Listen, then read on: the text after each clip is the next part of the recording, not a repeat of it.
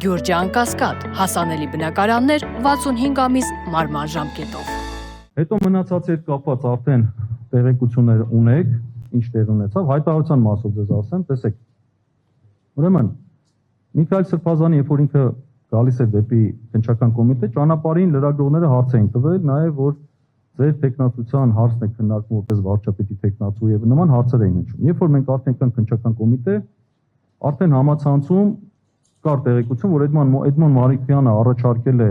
վարչապետի տեխնացու Միքայել Սրբազանին եւ նաեւ որ խմբակցությունը Կացեմ Հայաստան Դաշինք խմբակցությունը համաձայնվել է եւ այս տիպի քննարկումներ արդեն կար։ Մենք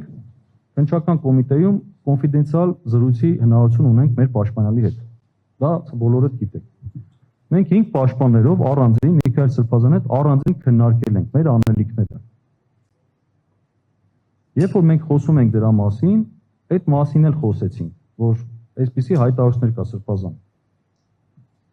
Ու նաև եկեք մի կարևոր բան ֆիքսենք, Ժորժ ջան։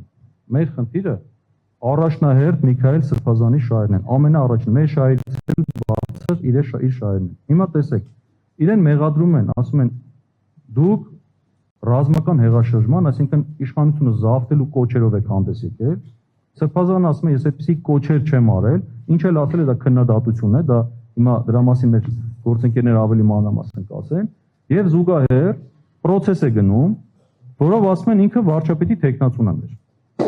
Հիմա պատկերացրեք պաշտպանական կողմի տեսակետից։ Կարծես ուզում են դիտավորել կապակցեն,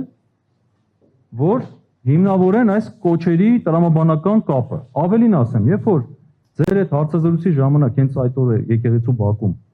երբ որ մեկը հարցեց դուք այսպեսի բան եք ասել, Սրբազանը նույնիսկ այդտեղ փորկած, այո, ասել եմ, լավ եմ արել, էլի եմ ասում,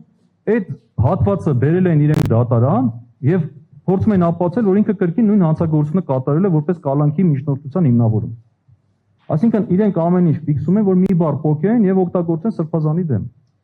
Դրա համար հենց այդտեղ Սրբազանի համաձայնությամբ, մեր 5 պաշտպանների ներկայությամբ այդ տեքստը կազմվեց եւ այդ տեքստը մենք որոշեցինք հրապարակել, երբ որ կավարտենք ու դուրս կգանք։ Դրա համար, երբ որ մենք իջանք արդեն ներքև, երբ որ ավարտվեց այդ քննչական գործողությունները, երբ որ իջանք, ես իջնելու ժամանակ հենց շենքում հրապարակել եմ եւ դուրս եմ եկել, սկսել եմ լրագրողների հետ խոսել։ Սա էլ հայտարարության հետ կապված, որի մասին ձեր հարցերի միջոցով արդեն ավելի, եթե ինչ-որ այլ տեսակետից եք ուզում խոսել, կխոսենք։ Կավարտեմ նոր, ես խնդրեմ ավարտենք լրիվ նոր։ Հիմա պարոն Սարգսյանը կներկայացնի արդեն հիմնավոր կասկածի հետ կապված հարցը, այնուհետև մեր մյուս գործընկերներ եւ վերջում կանցնենք հարցերի։